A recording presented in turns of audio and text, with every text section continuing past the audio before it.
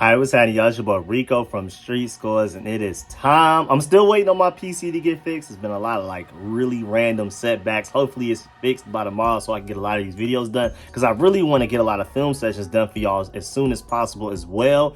But today, I want to talk about how the Washington Commanders are ranked the 9th best team in one of these power rankings that we're going to look at today. But overall, in this video, we're going to take a look around the entire NFL, all of the national media analysts and experts, all of those guys. How do they rank the Commanders in all of their power rankings? We're talking about Bleacher Report, ESPN, Pro Football Focus, so many of them. I have like 12 different ones. Walter Football, Pro Football Network, all of those. So we're going to dive into all of those rankings. Also, if they had anything specific to say about why they gave the rankings, we're going to also dive into that. I'm going to give my opinions on it, because a lot of these have to deal with them not trusting our quarterback situation and not believing in Sam Howell as much as I do, as much a lot of our fans do, all of that type of stuff. But before we dive into everything, because it's going to be a fun video, make sure you subscribe to the channel. Hit the bell next to the subscription button so you get notification immediately. And every time I release an informative and opinionated video just like this one, again, the PC is still under construction, so I can't do those film sessions yet, but be on the lookout, because I'm definitely working on those rookie film sessions. We already did Emmanuel Forbes. We're doing Quan Martin next. We're going to work our way all the way down the entire draft class. And then we're even going to do some of the notable undrafted free agents. And of course, man, make sure you stay tuned for all of that. We don't have anything Commanders really happening until July 20th when the team sells. And then on the field, football wise, nothing will happen until July 26th at the very soonest. So just stay tuned. Again, I'm going to keep y'all updated with everything. I'm going to try to come out with daily content. Without further ado, let's get it. You tell your family you're going to be a commander.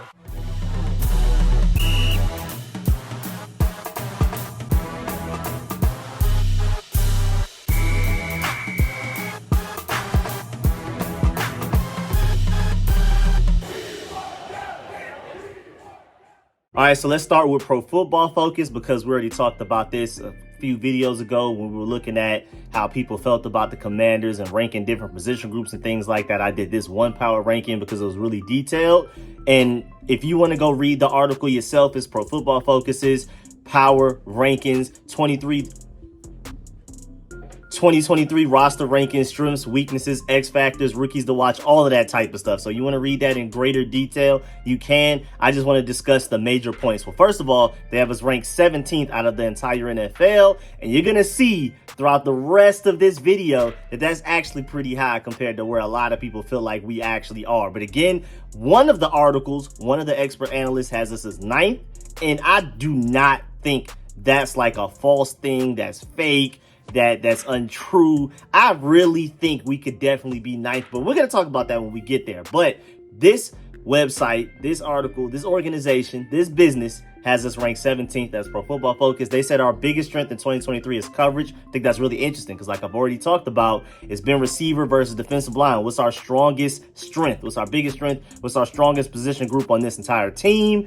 If you're talking about starters, depth, everything included, it was defensive line and wide receiver before we hit the draft. Now, after the draft, I'm thinking you can definitely throw secondary in there, which you kind of almost expect after you spend a first and second round pick on one position, technically the DB group, the secondary. So I'm not surprised, but I've been saying it, that this is a dark horse right here. The secondary can end up surpassing the defensive line and the wide receiver group, which is crazy to think of, because I think this wide receiver group is the most underrated in the NFL. I think it's easily top 10, can easily go out there and show that it's top 5 if Eric Bieniemy does his thing, which I think will happen. If Sam Howell does his thing, and if the O-line does this thing long enough for Sam Howell to do his thing, I think this receiver group can go out there and prove to people that they are a top 5 unit in the NFL. So with that group, as great as I think it is, and the defensive line, man, you could argue we have the best defensive line in all of football, especially if Chase Young and Montez Sweat go out there and ball out like I think they will. We already know Daron Payne, Jonathan Allen, those guys both received all-pro votes last year. So even like the national media and non-Commanders fans are aware of how good they are. And I think, I mean, this defensive line group is so deep. I love KJ Henry. I think he could easily start for other teams. James Smith-Williams started for us last year until Chase Young got healthy, and I think he's decent. At the very least, a really good run defender. He's going to have his moments in pass rushing, but, you know, you really just see him as a run defender. By the way, we have so much great depth. We have guys that are depth pieces on our defensive line that could start elsewhere. And for the safety group, the cornerback, the entire DB group to be competing with those two position groups, again, defensive line, arguably the best in football. wide receiver group, I think, is top 5 in the NFL, and I think they'll have a chance to go out there and prove it this year. The fact that the secondary is keeping up with those guys is amazing in itself, and the fact that Pro Football Focus sees it. They have us ranked 17th, which again is higher than how most people have us, and they feel like our biggest strength is coverage. They also feel like our biggest weakness is quarterback play because they're doubting Sam Howell and Jacoby Brissett. I don't. So I think if they saw Sam Howell as a franchise quarterback, they would have us even higher than 17th.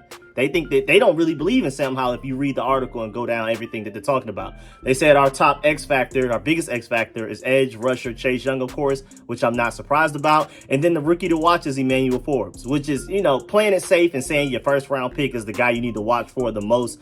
It's kind of obvious, but at the same time, man, if Emmanuel Forbes is great, that's going to be an entirely different team out there, an entirely different defense. Our whole season is on a different trajectory if Emmanuel Forbes is as good as I think he'll be, man. As good as he looks already, just development wise, man. I'm really excited. But at the same time, they said our over under, with it being a 6.5 win total, they picked under.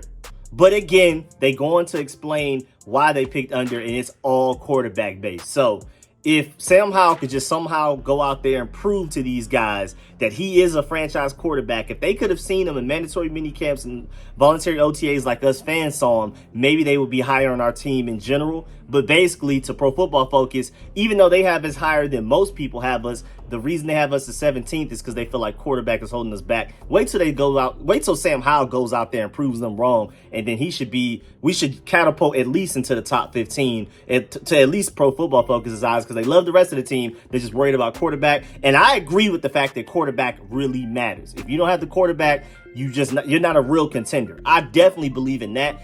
Where I differ from Pro Football Focus, that I feel like Sam Howell can definitely be that guy. We don't have any concrete evidence yet, but I really believe in Sam Howell's traits and the development so far that he's had, going from that Cowboys game at the end of last season to what he already looks better now in practices compared to then footwork wise and things like that, reading the field wise. Can't wait to see him in the preseason. Can't wait to see him in joint practices against the Ravens. Those are going to be his first test. And then I can't wait to see what he does week 1 against the Cardinals. Again, all of my thumbnails, you see I have a calendar countdown to week 1 against the Arizona Cardinals. So make sure y'all peep that every thumbnail and every video I do. Next up, you have ESPN. They have us ranked all the way down to 24th. Again, just to warn you, Pro Football Focus, even though they have us 17th and another organization has us ranked 9th, most people have us in the 20s. I'm just going ahead and give y'all the warning now. ESPN has us ranked 24th, and they said after free agency, before the draft, they had us ranked 22nd, and they feel like after the draft, it's not like we got worse. Of course, our team improved after the draft because all we did was add talent. But of course, it's relative. I know we improved, but did we improve at a higher rate than other teams improved? Everybody improved after the draft, obviously, but compared to how much other teams improved, they feel like, if anything, we fell behind a little bit. The Commanders after the draft is obviously better than what the Commanders were before the draft, but just as far as everybody else improving, they jumped further than we jumped, is how they feel. So we went from 22nd to 24th after the draft. Even though I do like our draft, I'm really excited about our draft picks. And then they said most improved, like where we improved the most as a team. And most people, it's obviously like positions like quarterback, wide receiver, defensive line, whatever. For us, they said offensive coordinator. And can you argue against that? No, you cannot. Go from Scott Turner to Eric Bieniemy. I can see it, but I can also argue quarterback. But then again, most people aren't high on Sam Howell. But my argument is, for Sam Howell, you just can't really get worse than what Carson Wentz and Taylor Heineke did. I know a lot of people love Taylor Heineke, and me being from Atlanta, nobody wanted to see him win and be great more than I did. But at the same time, man, those guys just weren't it. They were both holding us back. I remember debating people all season long that, I'm telling you, even when we're winning games, it's more so in spite of Taylor Heineke than because of him. I still firmly believe that. You can go look at all the statistics. I know statistics aren't everything, but the eye test told me that as well. But I mean, Carson Wentz and Taylor Heineke were in the 30s in certain QB metrics. And it's just like Sam Howell, just if anything, can't be that bad. Even if he isn't great, he should be an automatic improvement by default compared to what we've had the past few years at quarterback. So I just feel like Sam Howell alone is going to be a huge improvement just by not being as bad as the quarterbacks we've had in previous years. But I could definitely see the same thing for Eric Bieniemy being the most improved part of this team. And you can already see him changing the culture and things like that. And of course, ESPN does a whole basically paragraph explanation of why they chose Eric Bieniemy as that. But again, I want to give my opinions on things. If you want to read that, you can go check out ESPN. They did this power ranking very recently, again, after the draft. You want to go check that out. But in my opinion, Eric Bieniemy, man, the impact he's having, not even just schematically, not even just like offensive coordinating and genius and play calling, scheme design and everything. I also just think that just the voice, like the culture, the higher expectations that he has for guys. I mean, Jahan Dotson is as good as he is already. He dropped one pass, and it was heavily contested in a voluntary OTA, and Eric Bieniemy got on him as if he dropped the game-winning touchdown. And then Jahan Dotson responded to that harsh coaching, harsh criticism, and then didn't drop another pass the remainder of that practice, and maybe even for the remainder of the offseason so far. So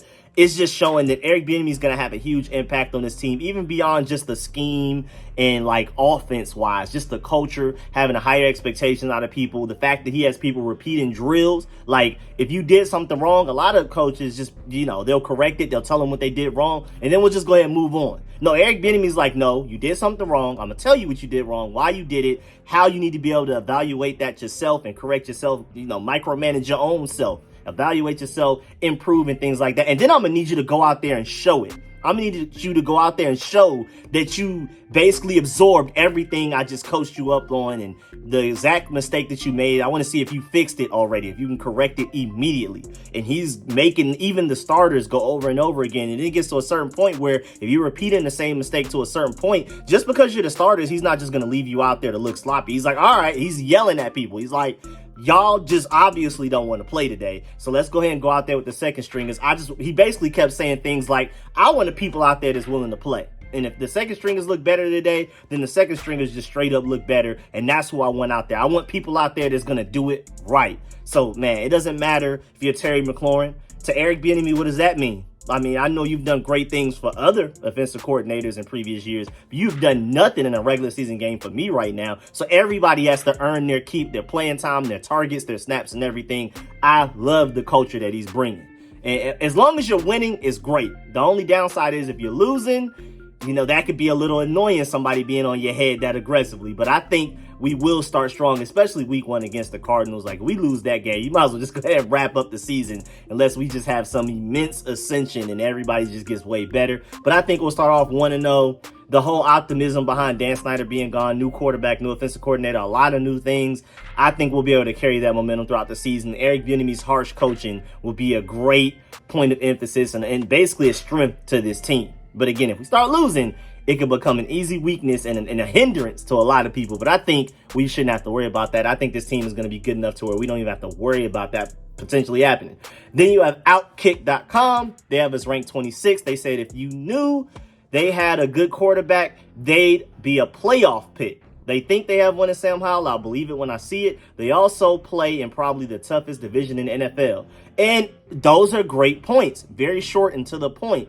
Basically, they have us ranked 26th, but it's all because of the quarterback.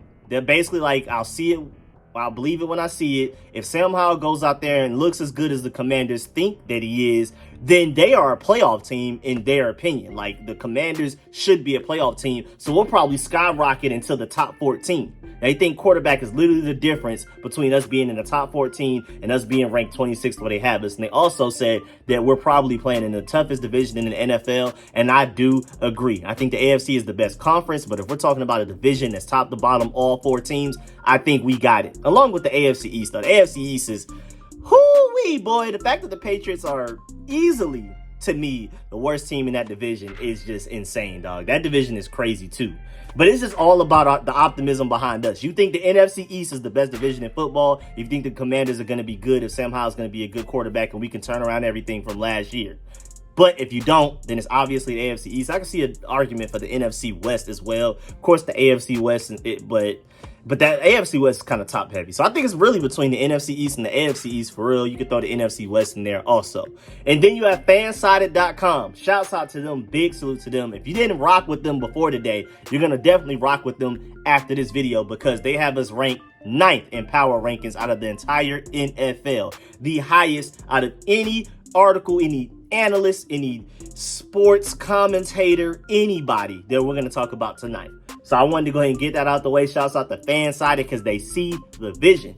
They have us ranked 9th. They said notable additions, Emmanuel Forbes and inside linebacker Cody Barton. Notable losses, inside linebacker Cole Holcomb. And then the 2022 scoring defense 7th and 2022 yards defense 3rd. So I just wanted to point out those statistics as well. And then they do an entire breakdown. Well, really, just because they have us ranked the highest out of anybody, I'm going to actually go ahead and read everything that they said. So, exact quote from the article. In 2022, the Commanders allowed the 4th fewest passing yards, 3,252, and 11th fewest rushing yards, 1,926. Over the final 12 games, they gave up only 17.9 points per game over the course of the season. That would have been tied for the 2nd fewest in the league. So if we just didn't have that slow start, if Cameron Crowe wasn't hurt the first couple of weeks, everything would have probably been different. This offseason, the Commanders largely stood pat on the defensive side of the ball, which was the right call. Additionally, 2020 NFL Defensive Rookie of the Year Chase Young will return to the field. He was inactive for the first 15 weeks of the 2022 season. He returned for the final 3 games of the regular season. First-round pick Emmanuel Forbes is projected to play a significant role as a rookie. Across 3 collegiate seasons, he recorded 14 interceptions. In 2022, his 87.2 Pro Football Focus grade ranked 16th amongst 917 qualifying cornerback. So that's why Fansided is very high on the Commanders. They didn't mention quarterback, so I'm assuming that they believe in Sam Howell. I'm assuming, or at the very least, if they don't believe in Sam Howell all the way, at least they see the logic that I have that he just can't be much worse. He just, by default, he can't be worse than anything Taylor Heineke and Carson Wentz gave us last year. And just even Eric Bieniemy, going from Scott Turner to Eric Bieniemy, even if you still had Taylor Heineke or Carson Wentz as your quarterback, how much of an improvement that would be just because you changed defensive coordinators. And not only did you upgrade a defensive coordinator, but you also potentially upgraded the quarterback. Again, they didn't even acknowledge that, so they must just by default believe in Sam Howell and assume that he's going to be better than Taylor Heineke and Carson Wentz like I do, because it's really just hard to be as bad as that. I really do. I think, honestly, they were going out there and trying their best to be as bad as they were last year statistically. But again, offensive line were a lot of the problems, and Scott Turner was a big part of the problem as well. It's not just the quarterbacks. I'm not blaming everything on Taylor Heineke and Carson Wentz, but you also got to give them their fair share of the blame from last year. And I'm just mostly saying it because I think Sam Howell, just by default, you can only go up from the bottom. Again, those guys were in the 30s in a lot of quarterback metrics, which means they were worse than some other teams' backup quarterbacks. Sam Howell, at the very least, should be better than that. Again, just by default, man. And then sportsnot.com has us ranked 21st. They had us ranked 22nd in their previous power rankings, which I believe was before the draft. So they actually thought that we were one of the more impressive teams after the draft and improved more than other teams, relatively so. And again, at 21st, not as bad as we're going to see a lot throughout this video. Then going to Walter Football, he has us ranked 23rd, previously 21st. He did one before the draft, and then after the draft, we moved down 2 spots for the same reason that the other website that we mentioned earlier, they just don't believe that we improved relative to compared to everybody else around us in the NFL. He said the Redskins, and he always calls us the Redskins. He refused to call us the football team when we were the football team, refuses to call us the Commanders now, always the Redskins. The Redskins seem committed to slinging Sammy Howell, which is not a surprise given how impressive he was last preseason and also the 2022 finale versus Dallas. And thank you for acknowledging that. It seems like a lot of analysts just never saw that game against the Cowboys last year and refused to give them any credit, having them ranked lower than rookie quarterbacks this upcoming season that have never thrown an NFL pass yet. It's just ridiculous. The Redskins also did a good job of shoring up their secondary in the draft, assuming that all of their early picks on defensive backs don't bust. So that's Walter Football's breakdown. Then CBS Sports has us ranked 18th. That's pretty good. Again, 17th from Pro Football Focus. CBS having us ranked 18th, and Fansided having us ranked 9th, man. Those are some of the best ones we're going to talk about this whole video. They have us ranked 18th. They said they have enough talent to push the Eagles. Again, with one big caveat. Sam Howell. If he's as good as Washington thinks he can be, they will be good. If not, they will draft a quarterback next year in the first round. And yeah, I mean, I can't be mad at that, man. That sounds about right. But I have us higher than 18th in my opinion. But shouts out to them for having us 18th. Then Bleacher Report has us 21st, and they have an entire few paragraphs breaking down why they put us 21st if you want to go check that out. Pro Football Network has us ranked 19th. Again, anything above 20, I'm pretty surprised because most people have us in the 20s. You'll see when we get there. Matter of fact, let's go ahead and start it off now. NFL.com has us ranked 29th. That is ranked 25th in their previous power rankings breakdown. Then we went down 4 spots to 29th, and everything is basically just about quarterback the whole way. They talk about Sam Howell, Jacoby Brissett, all of that, man. So if you want to read that, you can go check that out. Then USA Today has us ranked 27th, and they talked about quarterback there as well. Again, a quarterback is going to be the main reason why people don't have us higher. Then DKNation.DraftKings.com has everybody broken down in tiers. We are the last team in tier 6 with 27th overall. Again, and then after that is tier 7, which has the Buccaneers, the Panthers, the Colts, the Texans, and the Cardinals. We're the last team in tier 6 behind the Falcons, Raiders, Titans, Rams, all of them. And again, 27th overall. They talk about quarterback as well, mention Jacoby Brissett as well.